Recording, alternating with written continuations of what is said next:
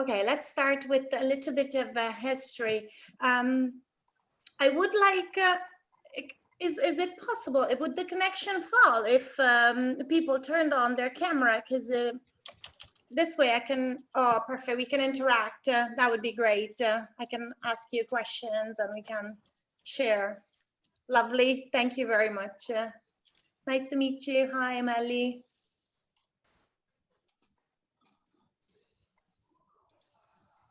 Okay. Nice to meet you. Yes. We try to keep the microphone off, so we can't. I'll then ask you when the questions, and I'll then ask you if we can turn on the microphone. Okay, now all the microphone is off, but the people, if want to just to ask, can switch on again. Right, so let's start with a little bit of the history. How does Stop the Bleed come into being? Well, it was 2012, and after one of the many shootings that occur in America at the Sandy Hook Elementary School, a group of doctors and surgeons got together. And Ellie, sorry. Can you please a little bit introduce yourself, please? So then start with the presentation. I'm sorry? Can you please introduce yourself, then start presentation, because I'm not clear to me who you are, where you come from, etc. All right, yeah, no problem. Actually, I am Italian, so I was born here in Italy, and as a child, I traveled to the States, and I lived there for a while. So that's where I learned English, which is now practically my First language. Sorry, well, it's not my first language, but I am bilingual, kind of, I mean, more or less. And I work with it. So I am, in my everyday life, I am an English teacher. I work with small children. So a kindergarten teacher. Okay, understood. Thank you very much. You're welcome. And all right, so, okay, back to us and history we were talking about. So we said a group of surgeons got together, doctors and surgeons got together, and they tried to figure out how to improve survival rate. And after quite a few meetings, they figured out the best way to go about it was to involve bystanders. So people that happen to be near an injured person at the moment of the injury or when the blood loss starts. That's why they formed the association Stop the Bleed, because if they figured if we are able to increase awareness in people, then we have the chance of saving so many more lives. And that's what this course is about. It's about having an idea of what can be done by anyone going by any bystander to help the victim of an injury. Now, the joint effort of many organizations put together it's now the Stop the Bleed group and put together a line of what are the best practices to go on with saving lives, because that's what it is about. Some of the images, actually there are not really a lot of really gross pictures in this presentation, but what we can do here is we can try and imagine like the kind of feeling we would have when we do come across the victim of an injury that is causing major blood loss. You don't stay, calm but it very seldom happens. So let's try and imagine, what do you think would happen? Like if you saw somebody lying on the ground, blood all over the place, how would you feel? Does anybody want to join in and give me feedback? No, no one?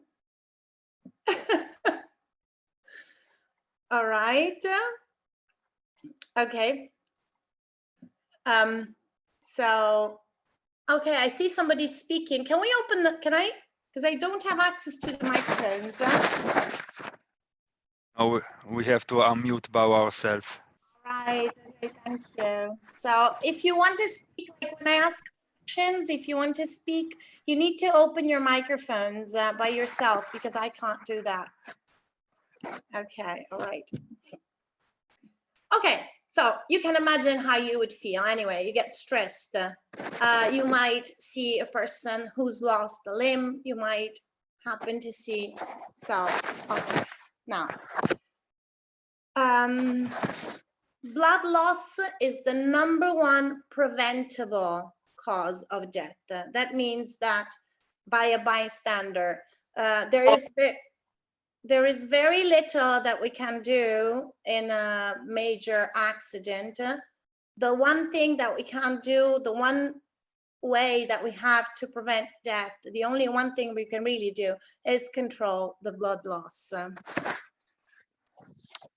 Where could we use these techniques we're going to look at tonight? Well, again, this is born, this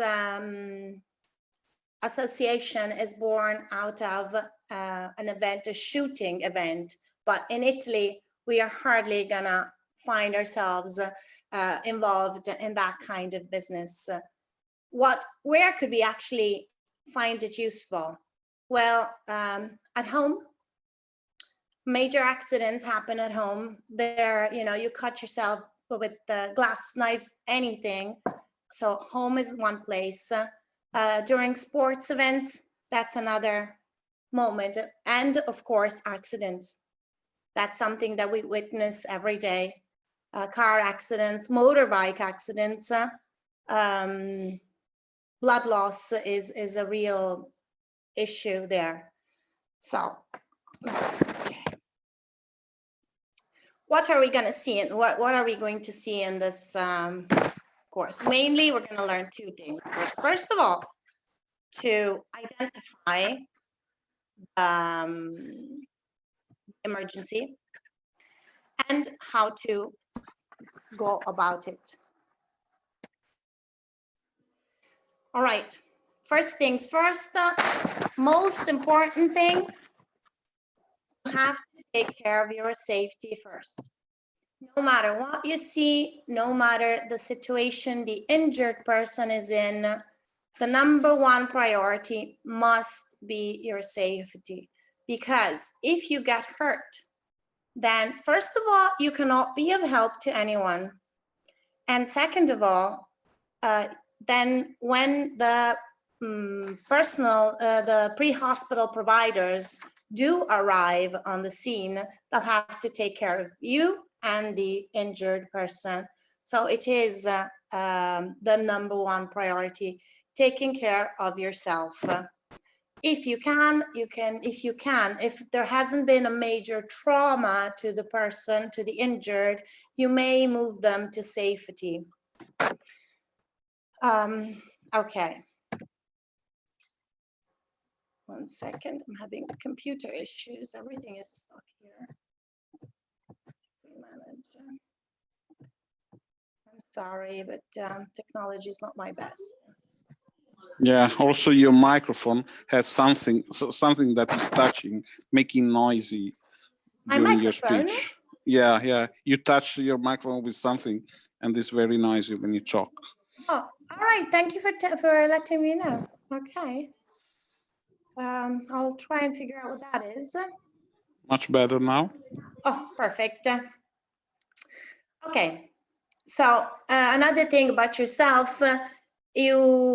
first of all, you move to safety or you try and avoid dangerous situations. Another thing is you will be getting in touch with the person's blood.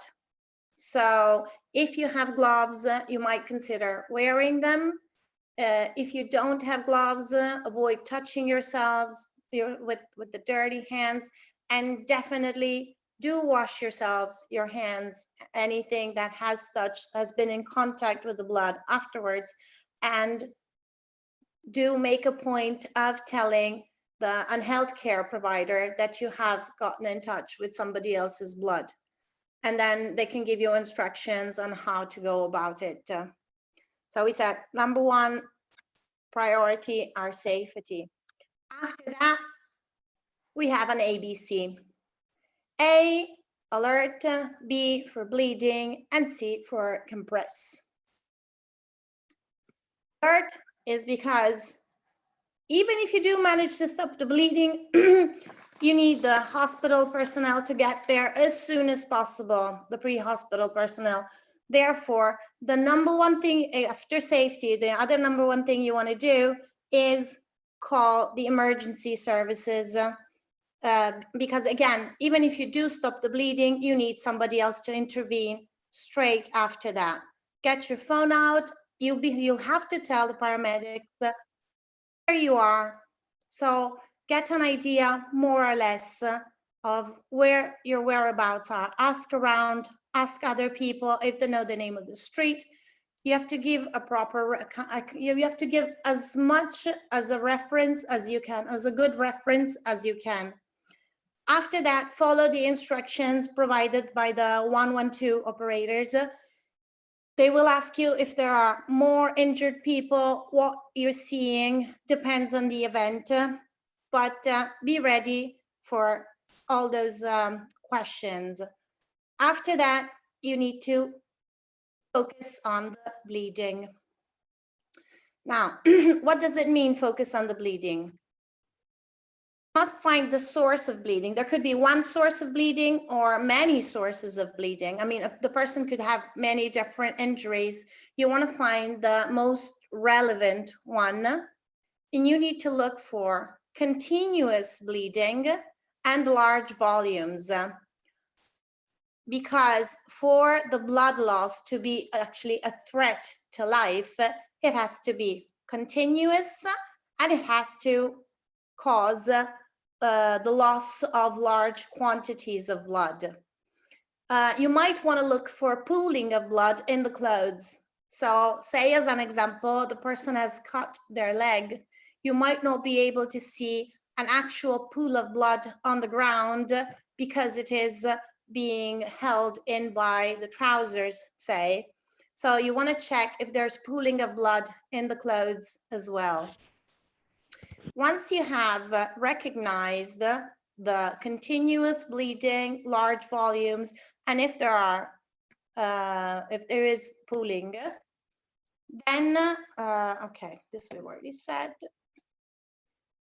Then you can start intervening. Where could the bleeding occur from? Limbs, so arms, legs, joints, the armpits, the groin, the neck, of course, or the body.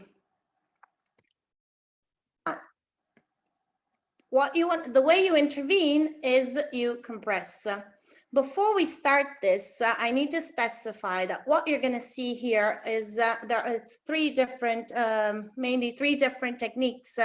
The first two are advised. Actually, the first one really is suggested as a course of action by Regione Lombardia, and that's the one that is approved. So the first one is apply pressure on the wound. Take gauze, if you have it, any kind of clean cloth. It could even be a t-shirt. You've already localized the bleeding, so you find the bleeding, you take clean cloth and or gauze or t-shirt, anything that you can find, and you apply a strong pressure on the source of the bleeding. And you keep that pressure in place until help arrives, until the pre-hospital providers arrive. This video will show you more. It's very basic, but it'll show you what we're saying. Here is the lady. That's the said wound. As you see, she's actually using a t-shirt here. She's not putting too much fabric, and there she goes with the very strong pressure applied on the wound. Okay, that was very... another thing you can do, if the wound is very deep or very large, pressure alone will not suffice. It will not be enough to stop the bleeding. In this case, what you need to do is you need to insert gauze or, again, a clean cloth inside the wound. So, and you need to insert as much as you can. So you need to actually, as you may see from the picture, insert the cloth and the gauze all the way in the wound. Now this will be very, very clear when we see the video. After you've inserted gauze or cloth again, then you apply a strong pressure. Here. As you see, she's using gauze, and she will now start packing it into the wound very, very tightly. And as you see, she will go on packing and packing until almost no more can go in. This is because, as we said earlier, pressure alone is not enough. You need to really fill the wound with as much as you can. Then you apply a strong pressure on it. Okay, and again, you at this stage wait for the pre-hospital personnel to arrive. Where can we do this? We can do it on limbs, so arms and legs, neck, armpits, groin, body. There can be internal bleeding in the body. That's something we cannot do anything about. That's something that needs medical care. So internal bleeding in the body, you can try packing, but it's something that paramedics or medical staff needs to take care of. We can do it on arms, legs, neck, armpits, groin, more or less.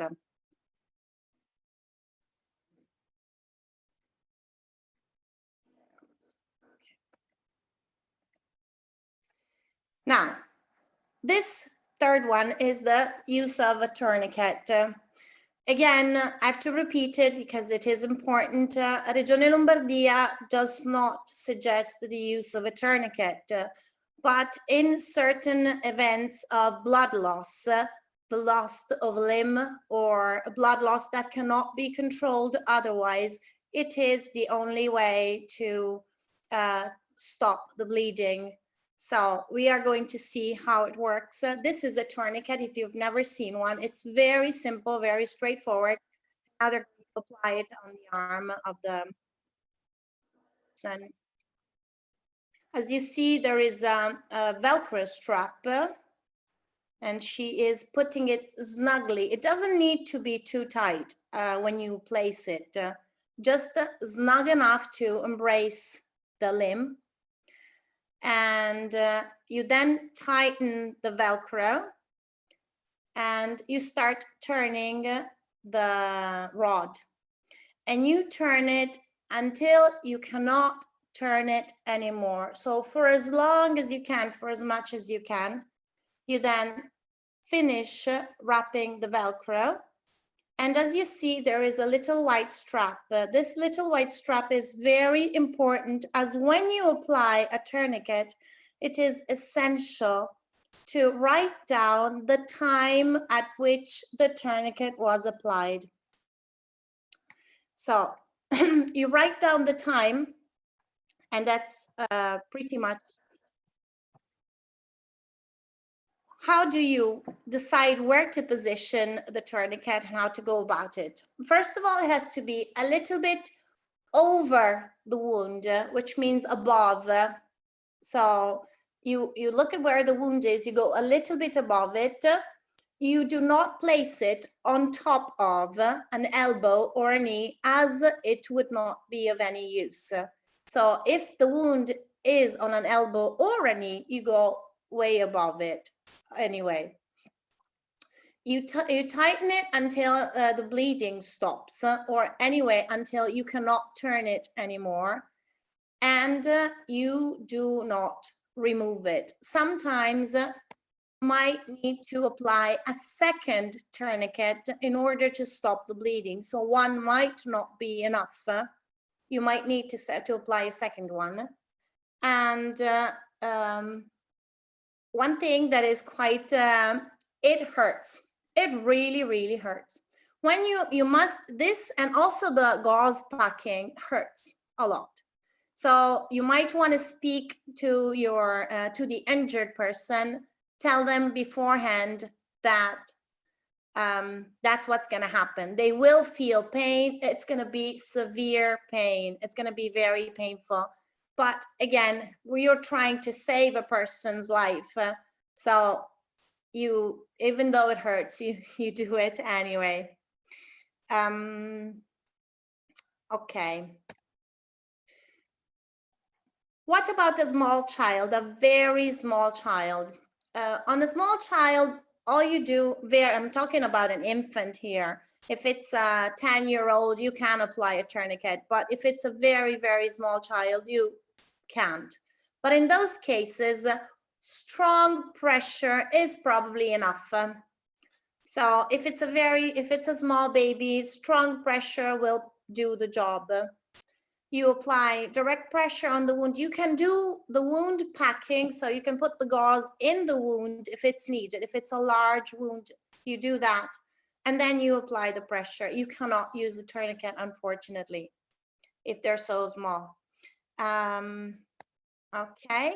How about if we find an inserted object, what do we do in those cases?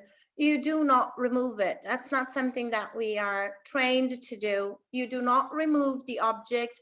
You wait for the pre-hospital providers to arrive. They know how to block the object and to keep it in place. You do not remove it. You, if it's hardly going to cause the impaled object, it's hardly going to be the cause of the major loss of blood. But anyway, you pack the gauze around it. You may try and apply pressure around it, but you do not remove the object. You do not touch the object. And another question might be, how do we go about it if we do not have a tourniquet? Well, you can't use any strap because it's not going to work. We're trying to block arterial blood flow. Therefore, a rope is not going to do the job. We need something that is at least 2 to 3 centimeters tall. The belt that we use normally for trousers could do the job. Any high strap could do the job. So as an example, the cable we use for our mobiles, to charge our mobiles, is never going to be enough to stop arterial blood flow. Some people may be concerned about, what if once I apply the tourniquet, the person risks losing the arm or the leg? Well, it's a very fair question. The thing is, if they lose all their blood, they're going to die. So what's better, to lose an arm or to lose life? That's, unfortunately, yes, there is the risk of losing the limb after the application of a tourniquet, but we're talking about lives. And also it depends a lot on the amount of time the tourniquet has been on the person for. So, okay, pain, we've already addressed that. It is painful. It's very painful. but you prepare the person for what's going to happen. You tell them, even if they'll probably be, you know, shocked at this stage, like emotionally, you tell them they're going to experience pain. If they do experience pain, the important thing is you do not remove the tourniquet. Once it's been placed, it has to stay in place. You absolutely do not remove it. The only place where it can be safely removed, it's the hospital. Once it's been applied, it has to stay in place until doctors can remove it. All right. Anybody, any questions? Yeah, one question. Yep. We learned by some movie that untighten the tourniquet for a while after maybe 15 minutes and then tighten again could help to save the arm or the legs, etc. Is it a correct practice or not? No, absolutely not. Because what happens is you have a buildup of toxins and other things. And first of all, the blood loss might start again. But that aside, you have a buildup of toxins and other things in the limb. Therefore, the minute you untighten it, that would start flowing back, and it could cause even more damage. Absolutely. You do not untighten the tourniquet unless you are a doctor and you are in the hospital. Even though it's really painful. Put and forget.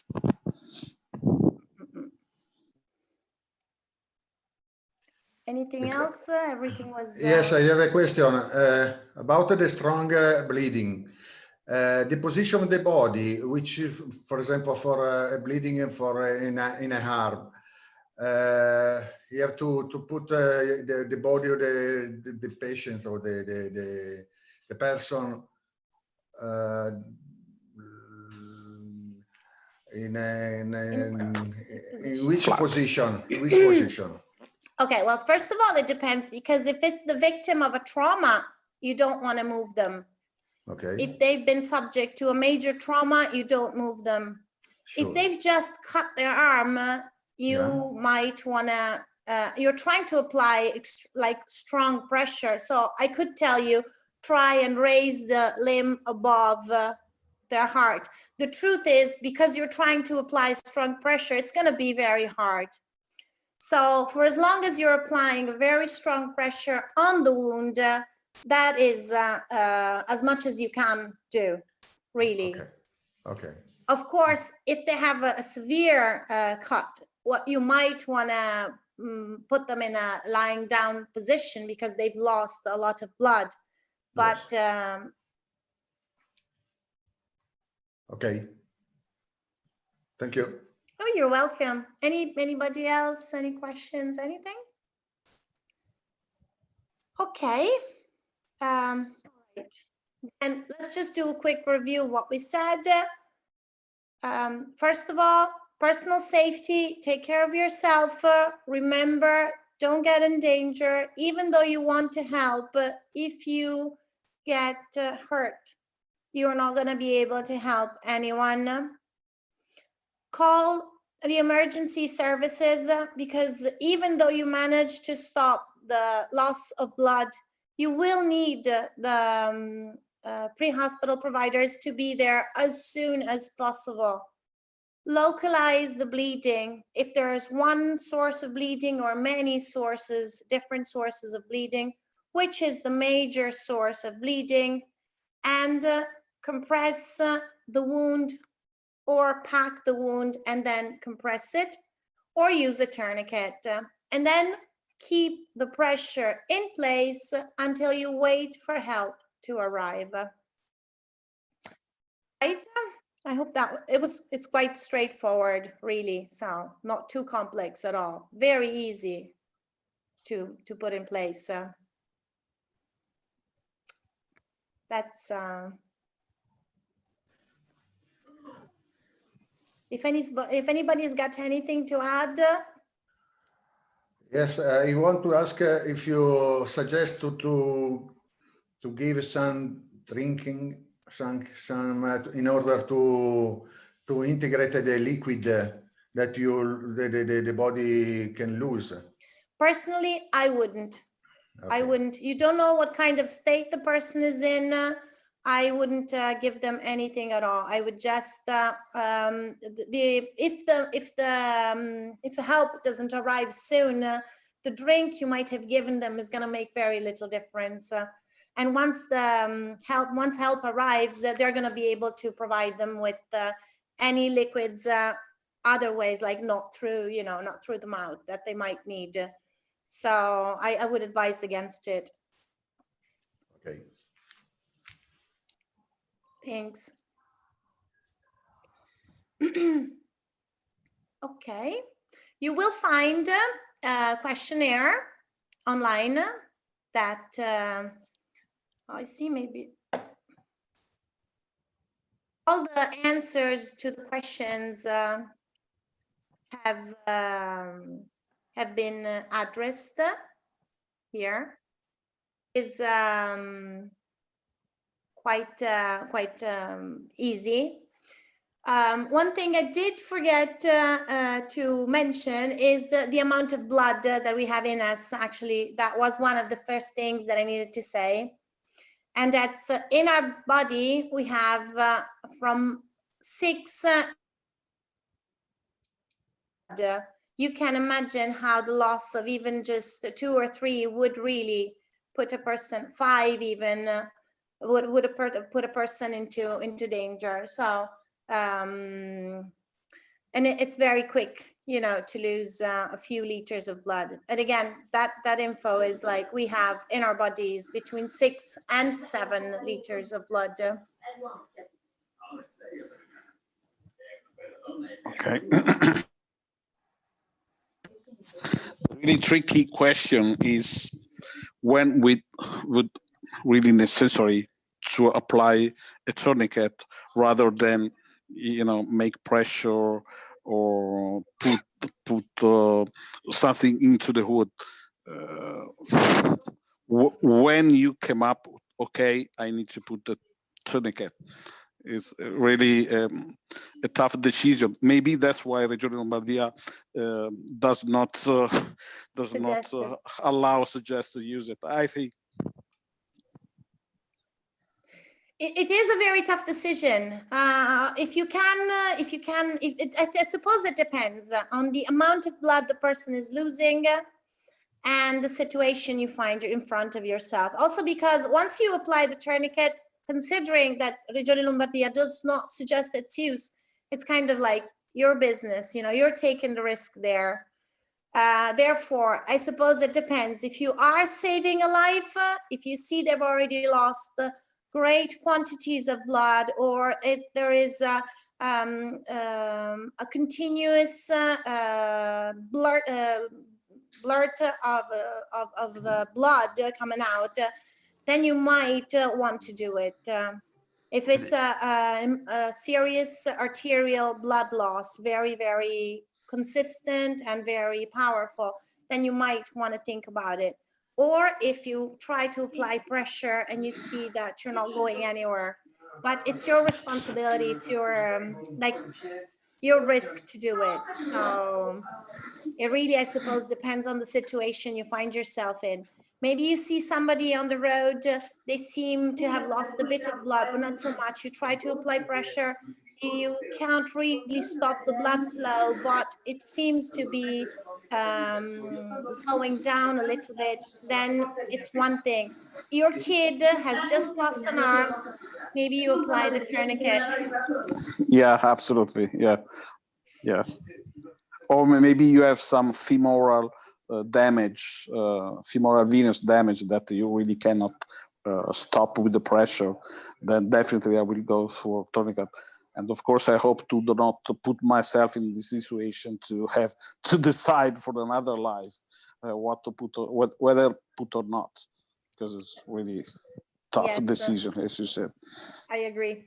A good thing about tourniquet is you can safely yourself. You can use it also on yourself very easily. Yes. Yes, yes, thank you. You're right, absolutely. You can have it on within your equipment, and if anything happens, you can definitely use it on yourself. It's very, very simple to use. I suppose one has to deal with the pain then, but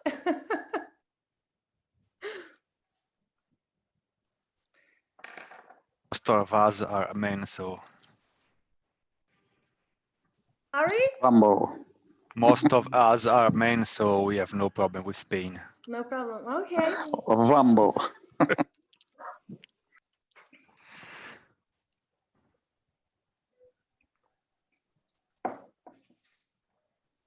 Okay, well, as I said earlier, you will find the questions on online, and you can. There's a very, very quick, very simple test, very simple, and on all that we've said here tonight, and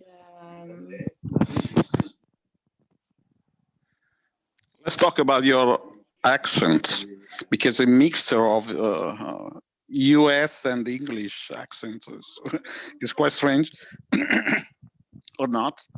yes, you want to talk about my? I'm sorry. Well, you want to my accent? Yeah, about your accent. Yeah, English accent, which is a mix of It US is, and English. Yeah. It is. It is. It's because I learned it in the US when I was a kid, and then when I came back to Italy, I married an Irishman. And so I was married to him for 15 years, and that's where I picked up the English, or anyway, the other, the lilt. Yes.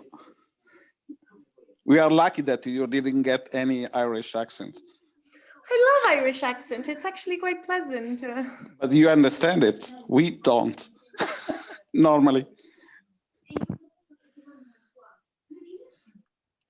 Yeah, no.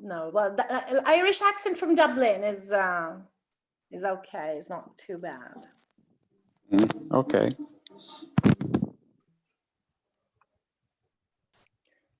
Okay. Anybody else wants to ask anything? Anybody else wants to join in, say something? I don't know. There is some more question. It was very clear, even if it was in English. Anyway, it was clear. All right, good. Well, it was quite straightforward. It's pretty simple. So, all right then. Well, thank you, everyone. And thank you, Ellie, for the presentation and your time for us. My pleasure. Ok. Adesso vogliamo sentirti parlare italiano, però. I was told only English tonight. Okay. I hope we will have some other session in English. I hope we will have some other session in English. Sorry, yes, the microphone. Topics. Me too. I love English. It's like, I really like it. So. Okay. We will talk with Marco. All right. Okay. Thank you, everyone, and enjoy the rest of your evening. Yeah. Thank you very much. Thank you. Bye. Bye-bye. Thanks a lot, Maurizio, for hosting this session. Okay, thank you. No problem. Thank you very much. Bye. Thank you. Bye. Thank you. Marco. Bye-bye. Thanks, Marco, for organizing. Yes. Bye all. Ciao. Bye-bye. Thank you for session. To see you.